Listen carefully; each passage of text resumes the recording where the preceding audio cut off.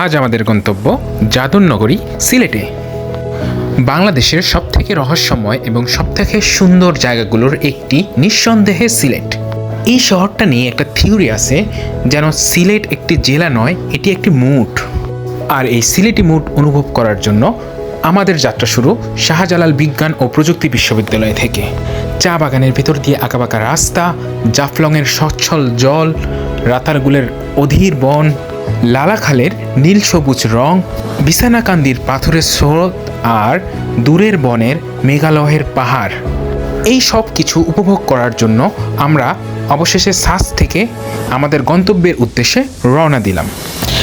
অবশ্য যাওয়ার পথে আমরা ভাবছিলাম এত সুন্দর একটি জায়গায় বড় হওয়া মানুষদের কল্পনা শক্তি নিশ্চয়ই অন্যরকম হবে।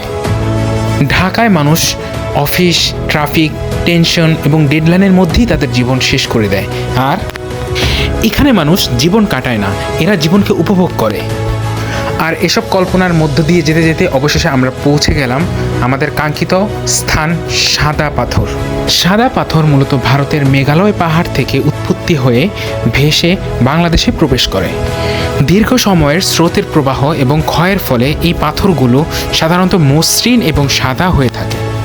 মেঘালয় পাহাড় থেকে আসা ঠান্ডা পানির স্রোত যেন আমাদের শরীরের সমস্ত ক্লান্তি দূর করে ফেলল, এবং আমি এবং আমার বন্ধুরা এই পাহাড়ের অপরূপ সৌন্দর্যের মাঝে দারুণ কিছু সময় উপভোগ করলাম।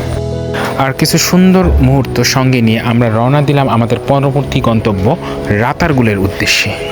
রাতারগুলের বিশেষত্ব হলো এটি বাংলাদেশের একমাত্র মিঠা পানির জলাবন, আর এটি শুধু সিলেটেই অবস্থিত। অবশ্য আমরা একটু লাকি ছিলাম, কারণ বছরের বেশিরভাগ সময় এই বনটি পানির নিচেই ডুবে থাকে।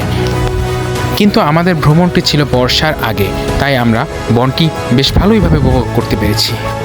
পানির মাঝে দাঁড়িয়ে থাকা করচ হিজল গাছ আর পশু পাখির কলতানে রাতারগুলের বন যেন একটি জীবন্ত জলাবনের রাজ্য।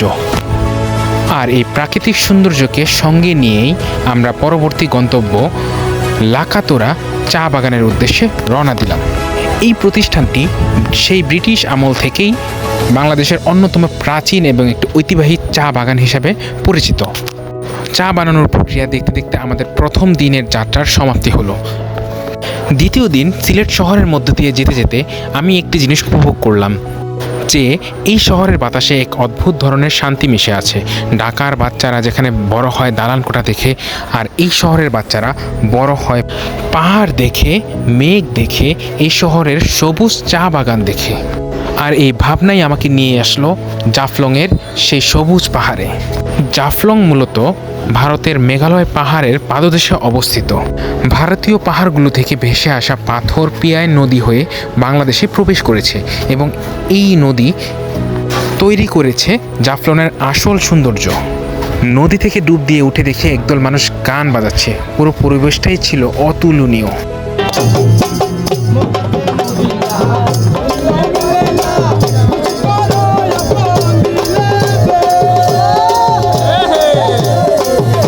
এই কংক্রিটের দেশে না আমরা অনেক কিছুই বানাই, কিন্তু দিন শেষে কোনো কিছুই আমাদের বিস্মিত করে না।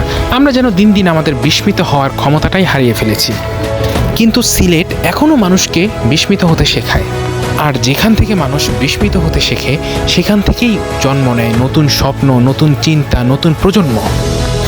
আর এই পাহাড়, নদী, মেঘের স্বর্গরাজ্য ত্যাগ করে অবশেষে আমরা চলে গেলাম শান্তি, ইতিহাস আর আধ্যাত্মিকতার এক পবিত্র ঠিকানা হযরত শাহ জালাল রহমতুল্লাহি আলাইহি সাল্লাম এর মাজারে এসে মনে হলো জীবন সত্যিই খুব ছোট। আমাদের কাজই আমাদের পরিচয় রেখে যায়। অর্থ, সম্পদ সব কিছুই যেন ক্ষণস্থায়ী। আর এই মাজারটি পুরো সিলেট শহরের মানুষগুলোকে যেন সরল ধর্মভীরু বানিয়ে দিয়েছে। আর এখানকার মানুষের এই সহজ সরল জীবনই যেন শান্তির প্রতীক। আর এখানেই আমাদের সিলেট যাত্রার সমাপ্তি ঘটল।